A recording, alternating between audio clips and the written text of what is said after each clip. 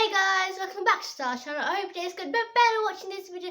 Today I'll be showing you 3 DIY fidget toys to make part 2. If you haven't already, make sure to check out part 1, the link's in the description.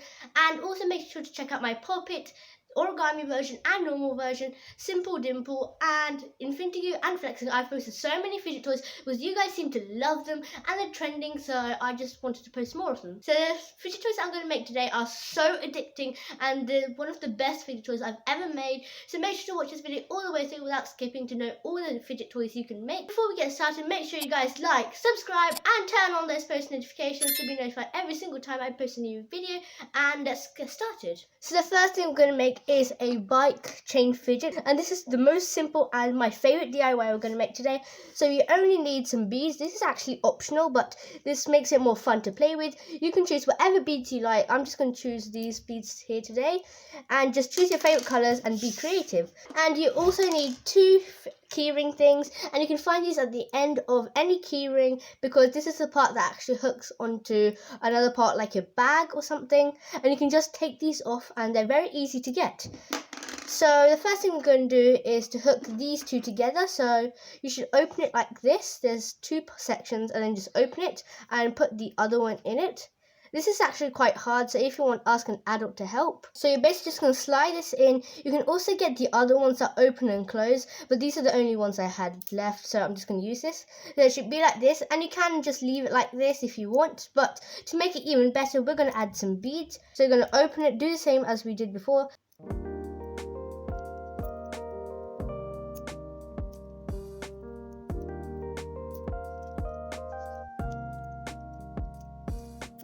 And that is our simple bicycle tangle fidget done.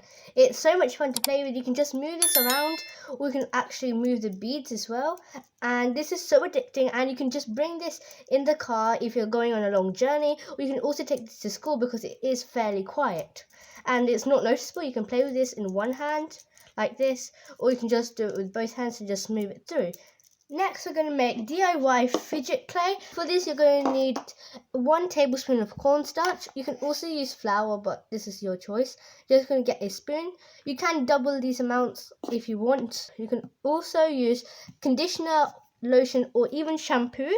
Just going to add half the amount that we added of the cornstarch. So I added 1 spoon of the cornstarch. I'm just going to add half spoon of the conditioner. You can always add more, so make sure to add a little at a time. I'm just going to mix this in slowly. You want to mix this for about 1 to 2 minutes, or until it actually combines, because it can be hard. It should start to come together now, and I'm just going to add the other half teaspoon. I'm going to mix it in again. And then once it's this crumbly consistency, but it sticks together, you can go in with your hands, or you can keep mixing. I prefer to go in with your hands because it's a little bit easier and it's not as sticky. It should be a little bit sticky at first, but then as you go, it will get less sticky on the way. And it's starting to stick together now, and it actually feels like Play-Doh. And I also did post a Play-Doh recipe. The link is in the description if you want to check it out. And then that is it. So you just have to keep kneading for about another 1 to 2 minutes, and it should be done. I really recommend to double the amount that I just did because it is quite small, but I'm just going to use a little bit today.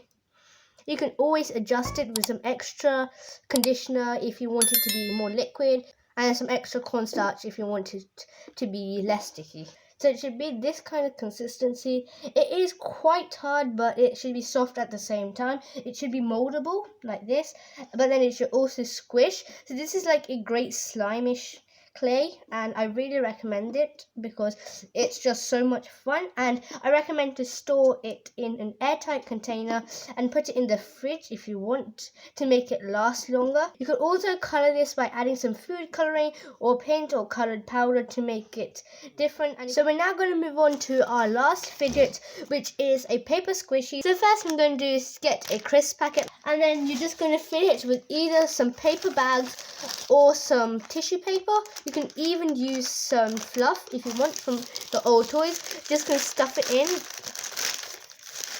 It's your choice how much you use, but I recommend having quite a lot so it's more squishier. And you just want to kind of rip it up or cut it up a bit at a time, and then it's easier to put in.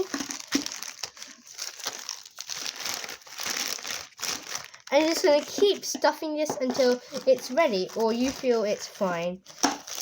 You do want to keep testing it and try and squish it in between to see if you need more or less, because you can always take some out. And I really like this homemade squishy because it's super slow rising, and that makes it more satisfying. You can also decorate it and personalize it if you want. But when you're cutting it, it doesn't need to be perfect. You can just go random because no one's going to see inside it.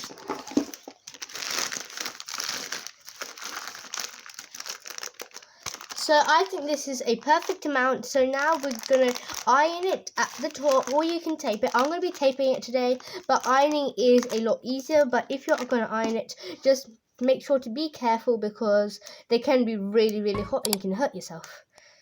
Just get a bit of tape and then tape it on the end. But remember to leave a tiny, tiny, tiny hole, or else it won't rise again. It'll just be squished because there's no space for air to come out or go inside. If you're going to tape it, make sure to not fill it up all the way to the top, or else the tape's going to fall off because all the pressure is underneath it and filling's going to try and come out. So be careful with that. You can do a couple of layers of tape if you want. This is your choice and how strong you want it to be. I'm just going to do one layer today, but I do recommend 2 layers. For this hole, you don't want it to be too big, just about this much, just tiny hole. You don't even want to be able to see it.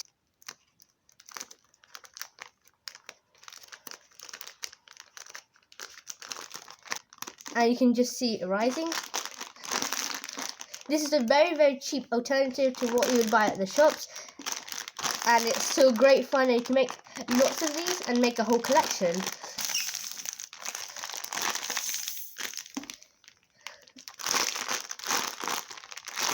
And I also like using a crisp packet because you can hear the sound of the crisp packet just going down.